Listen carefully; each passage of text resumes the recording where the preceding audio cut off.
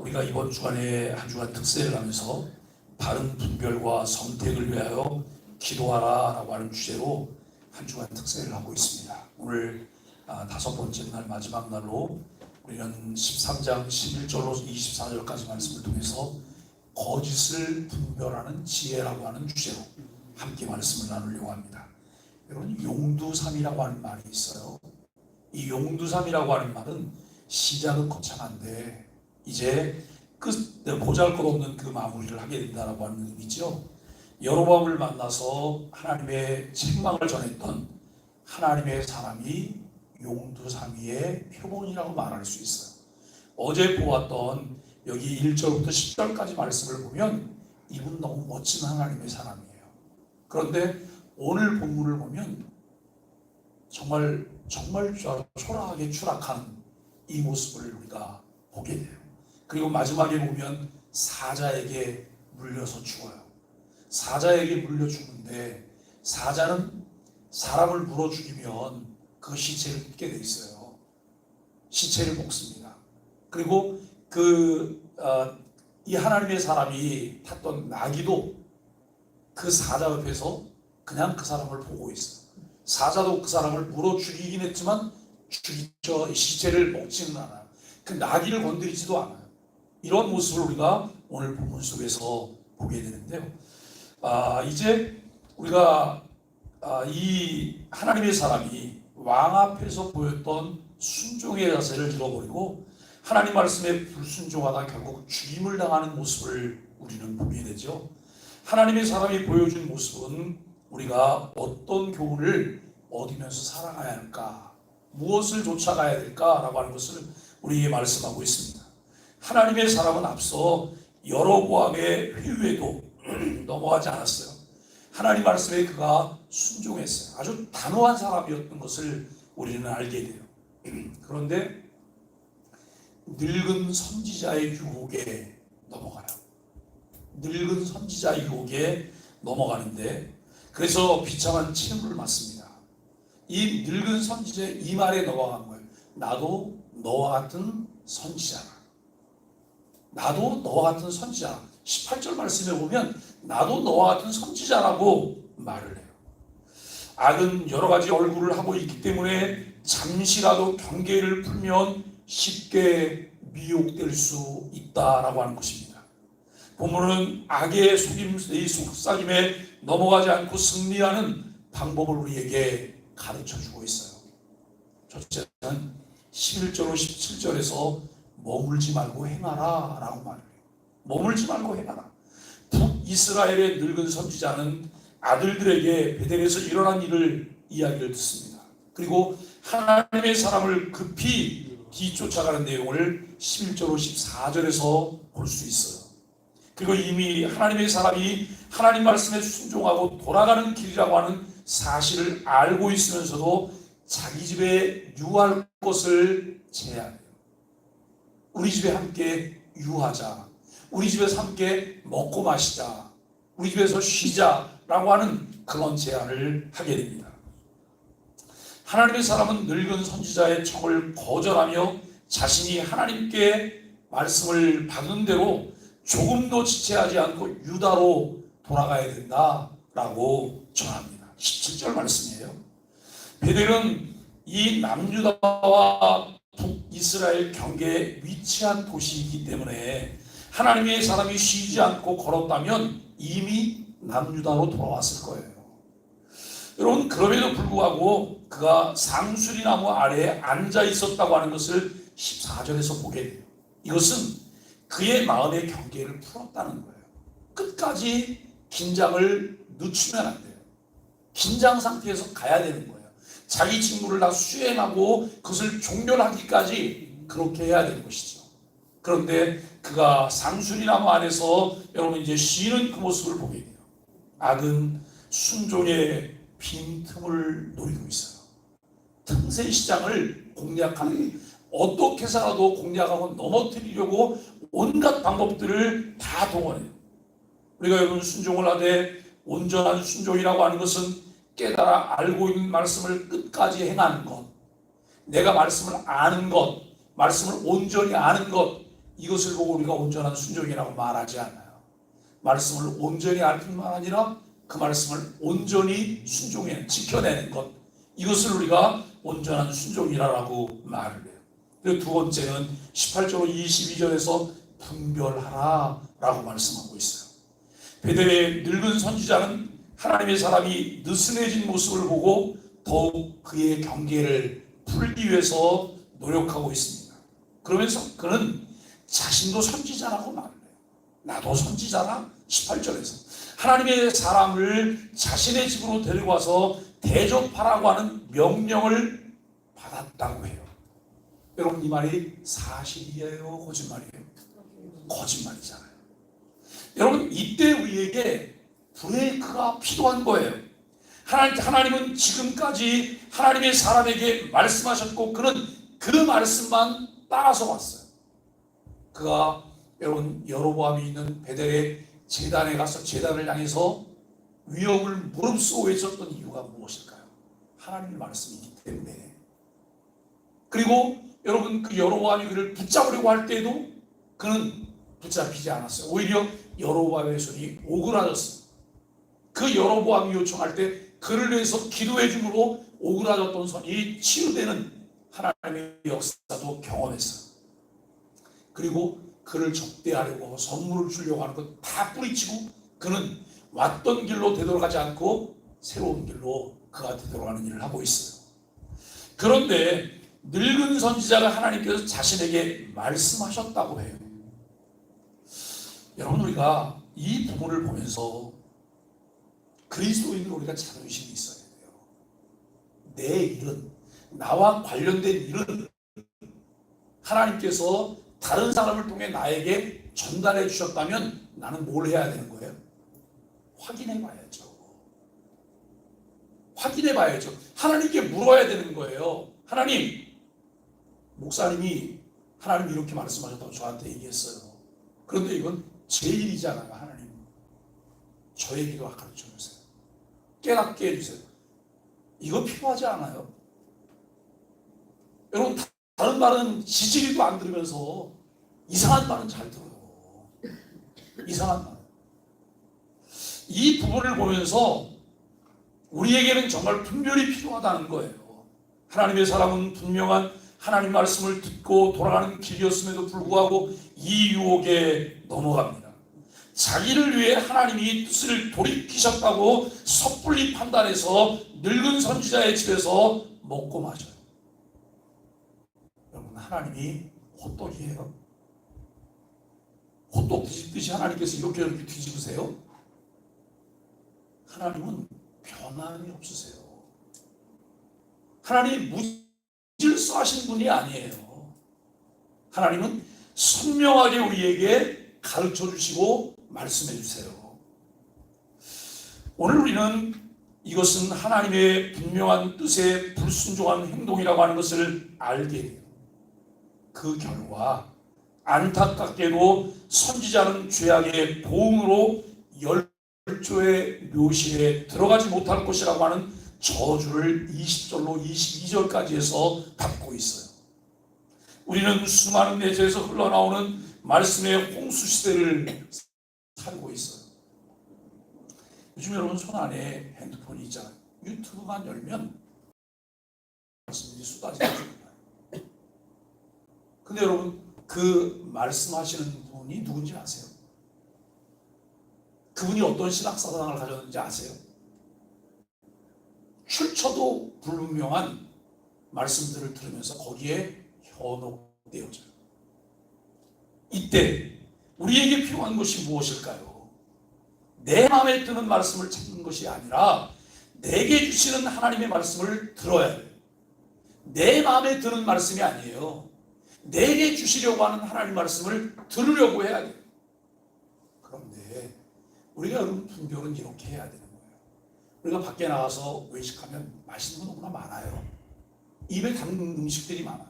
그런데 그분들이 내 몸의 영양 상태를 고려해서 내 건강을 고려해서 그 음식들을 만들어내나요? 아니에요. 입에 달고 매상을 올릴 수 있으면 그들은 모두 사랑해요. 그래서 여러분, 김밥도 무슨 김밥이 있어요? 마약 김밥이라는 것도 있어요. 네? 중독성이 있다는 거예요. 중독성이. 그런데 자녀를 사랑하고 가족을 사랑하는 엄마는 식단을 어떻게 짜요? 가족의 건강을 고려해서 식단을 짜는 거예요.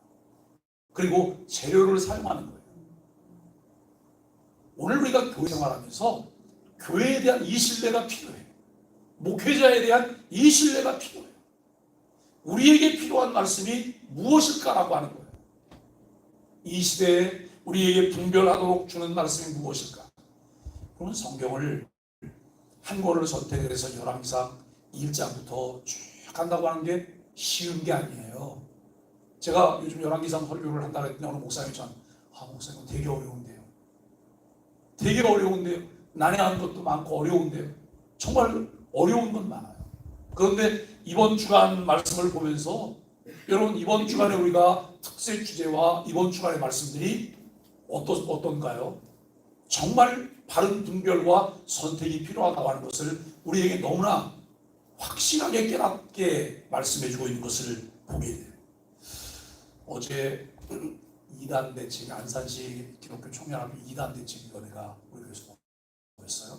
제가 이제 2대 위원장이어서 저희 교회에서 아침에 조찬 모임을 했는데 모여서 이야기를 하면서 요즘 교회 동향들, 그 다음에 이제 신학적인 동향들을, 그런데 이제 이런 보고가 들어와요. 요즘 지방에서부터 신사도 운동이 다시 또 활발하게 일어나고 있대요. 신사도 운동의 특징은 직통 계시예요. 지금도 하나님의 계시가 있다는 거예요. 계시를 받았다고 말해요. 그런데요, 계시를 받았다고 하는 말을 하면 꽤 많은 교인들이 열광적이에요. 따끈따끈한 하나님 말씀이 내게 오늘 아침에 주어졌다는 거예요. 근데 여러분, 계시가 종결됐어요? 아니면 지금도 새로운 계시가 계속돼요? 계시는 어디에 있어요?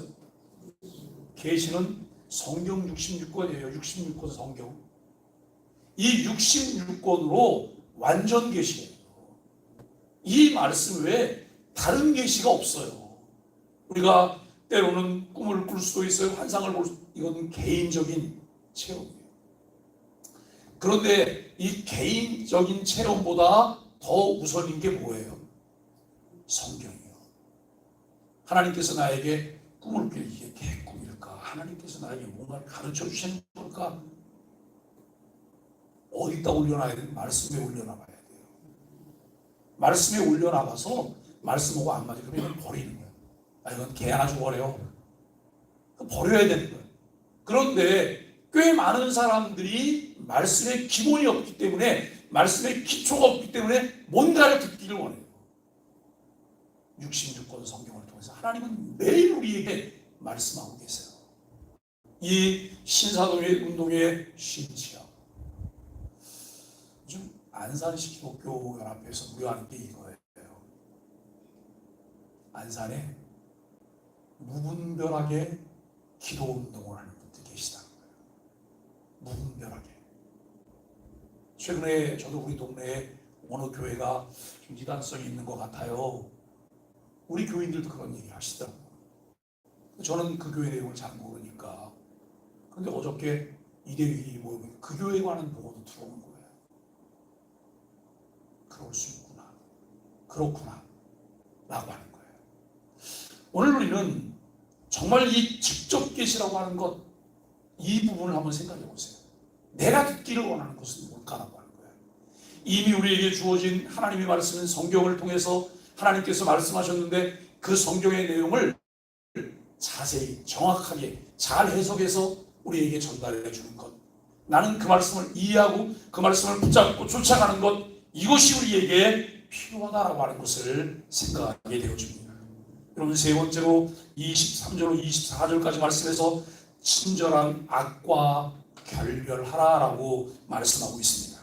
우리가 여러분 오늘 생각하는 11절로 17절까지는 머물지 말고 행하라. 그 다음에 18절로 22절에서는 분별하라. 그리고 여기 23절, 24절에서는 친절한 악과 결별하라라고 하는 거예요. 하나님의 사람은 심판의 음성을 들은 후에도 베델의 늙은 선지자와 식탁교제를 계속 해가고 있어요. 왜요? 그 그가 나도 너와 같은 선지자라. 그러면서 그의 친절함에 넘어가는 거예요. 생명이 거기 있지 않음에도 불구하고 여러분 결별하지 못하는 부분을 보게 돼요. 선지자의 속임수에 넘어가 벌을 받았음에도 그가 베푸는 친절을 곧바로 떨쳐버리지 않는 것을 23절에서 보게 돼요. 늙은 선지자는 하나님의 뜻이라는 거짓말로 자신을 속인 악인입니다. 우리 여러분 제일 쉬운 사기가 무슨 사기라고요? 보이스피싱이요? 이거보다 더 쉬운 게 있어요. 종교 사기요. 하나님의 이름을 빙자해서 여러분 사기를 치는 거예요. 누가 그런 얘기를 해요? 왜 이간사람이 이렇게 돈이 많네요? 맘먹고 사기치는데 돈이 없을 게 뭐 있겠어요? 예? 성경에 근거 없이 여러분 무한적으로 사기를 칠 수 있는 게 종교 사기예요. 그런데 많은 사람들이 거기에 넘어가는 거예요. 요즘 최근에 우리 근처에 있는 안산교회가 난리가 났어요. 18년간 거기에 충성스럽게 다니던, 거기는 7집사라는 게 있어요. 그 중에 한 명의 며느리가 어느 날 유튜브를 인터넷에서 검색을 했는데 자기가 다니는 교회가 이단이라고 하는 게 쫙 나온 거예요. 그래서 이게 궁금해서 우리 안산에 있는 이단 상담소 우리 이대희 그 위원이신 목사님 거기에 연락을 했어요. 찾아갔어요. 부부가 며칠을 쭉 이야기를 들어요. 완전 이단인 게 너무나 명백한 거예요. 그래서 집으로 갔어요. 시댁으로 가서 그 시어머니에게 얘기를 했어요. 시어머니 펄펄 뛰고 난리가 났죠. 그분은 거기 골수인데, 예? 그분은 거기 골수이기 때문에 난리가 난 거예요. 그래서 막 언성이 높여지면서 싸우고 거기 안 나갑니다. 이제, 예? 어머니도 거기 나가면 안 됩니다. 그런데 남편이 그 시아버지가 들어오셨는데 시아버지는 교회를 안 다니는 사람이에요. 그래서 셋째를 나는 거 가지고 오각신 하는 줄 알고 무슨 일이냐고 물어봤더니 아무것도 아니라. 이 시어머니가 덮어야 되는 거예요, 이거를.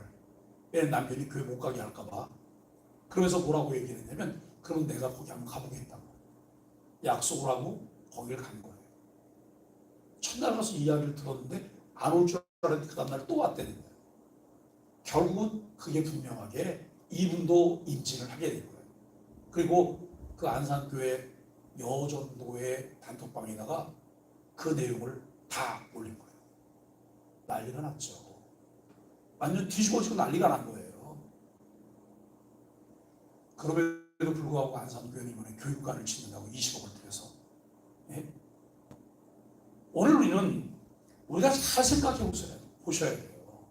우리가 사도행전을 읽다 보면 베레아 사람들은 신사적이어서 하나님 말씀을 듣고 그 말씀이 정말 그러한가 아니한가 해서 그 말씀을 살펴본 거예요.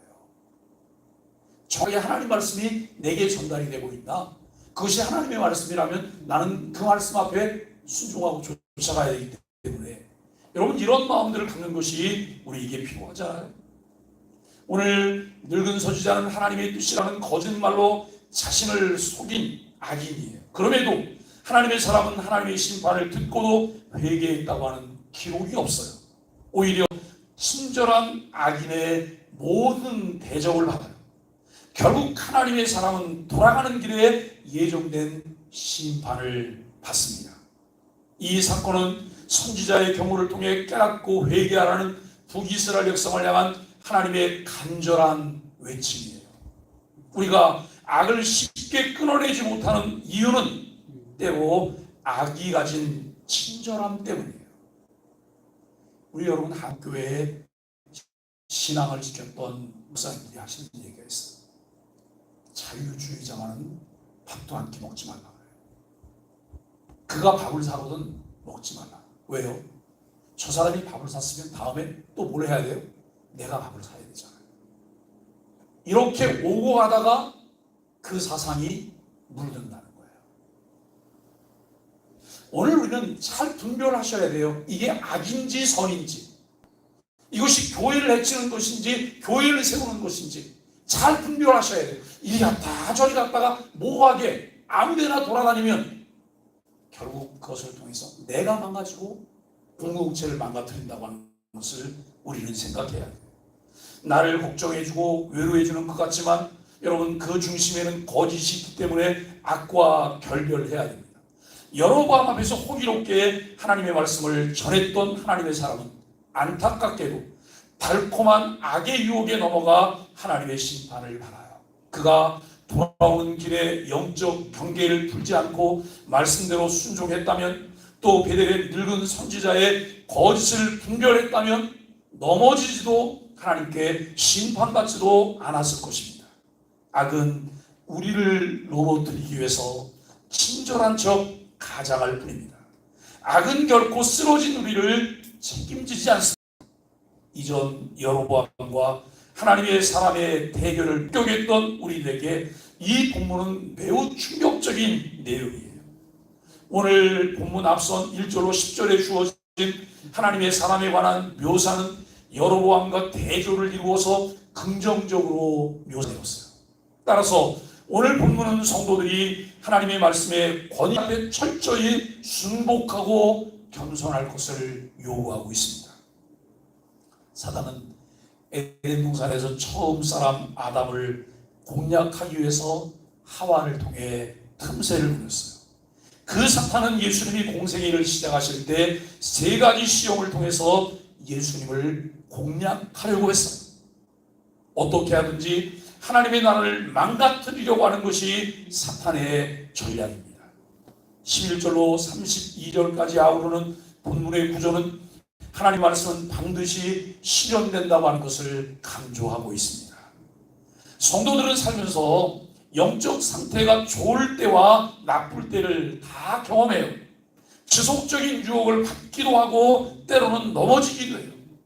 하나님의 사람 역시 그러한 예를 보여줍니다. 그의 모습을 보며 우리들은 무엇을 깨달아야 될까요? 첫째는 순종은 끝까지 해야 된다라고 하는 거예요. 순종은 끝까지 해야 된다. 하나님의 사람은 여로보암의 첫째 유혹도 선지자의 둘째 유혹도 이겨냈습니다. 그러나 세 번째는 실패했죠. 말씀을 끝까지 순종해야 진정으로 순종한다고 말할 수 있습니다. 둘째는 성도들은 스스로 무엇을 믿고 의지하는가라고 하는 질문을 던지며 순종의 핵심을 깨달아야 될 것입니다. 우리는 고민해 보아야 합니다. 우리가 듣고 순종하는 것은 하나님의 말씀입니까? 아니면 하나님의 말씀으로 포장된 다른 유사한 것입니까? 사랑하는 소망의 가족 여러분, 본문은 순종의 핵심 내용인 먹고 마시는 것을 금지하고 계속 강조하지만 하나님의 사람은 이 선지자가 여호와의 말씀이라고 하는 위험 있는 라벨을 붙여 내용을 전하는 순간 그가 넘어졌어요. 하나님의 사람이 따라했던 것은 명령의 내용이지 하나님 말씀이라고 하는 겉포장지 라벨이 아니라는 거예요. 어떠세요, 여러분? 누가 무슨 이야기를 하면 분별해낼 수가 있으세요? 제가 가슴이 아픈 게 이런 거예요. 장로교를 잘 다니다가 어느 날 교회를 선택을 했는데 전혀 아닌 데를 선택해서 가요. 똑같은 장로교회도 신학사상이 완전히 다른 데로 가요. 정말 애통할 만한 일이에요. 애통할 만한 일. 그분이 하나님의 말씀을 잘 이해하고 또 신앙이 우리에게 가르쳐 주려고 하는 것을 잘 이해했다면 내가 가서는 안 되는 데들이 있는 거예요. 가서.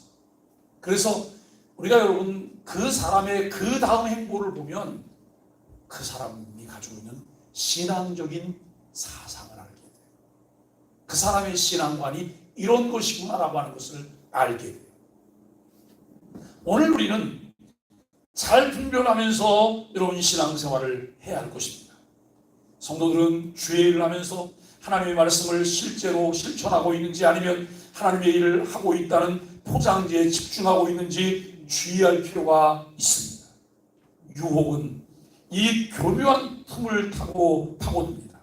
하나님의 사람의 경고가 증언하듯이 그 결과는 치명적일 수 있어요. 사람들은 자신들의 이익을 위해서 서슴없이 거짓을 말하고 있습니다. 이런 세상에 사는 그리스도인들은 영적으로 단단히 무장해야 합니다. 경각심을 늦추지 말아야 해요. 무엇보다도 하나님의 말씀을 확신해야 합니다.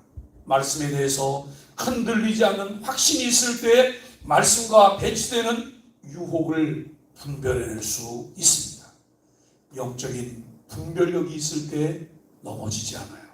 한 주간 특세를 마칩니다.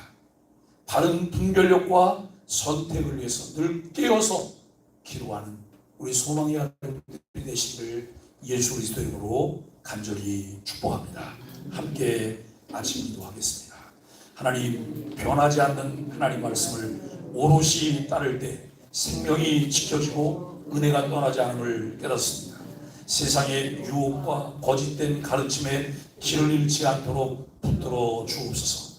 진리의 말씀을 잘 분별해 신실하게 믿음의 길을 걸어가는 우리들과 자녀 다음 세대가 되게 하여 주옵소서. 예수님의 이름으로 간절히 기도합니다.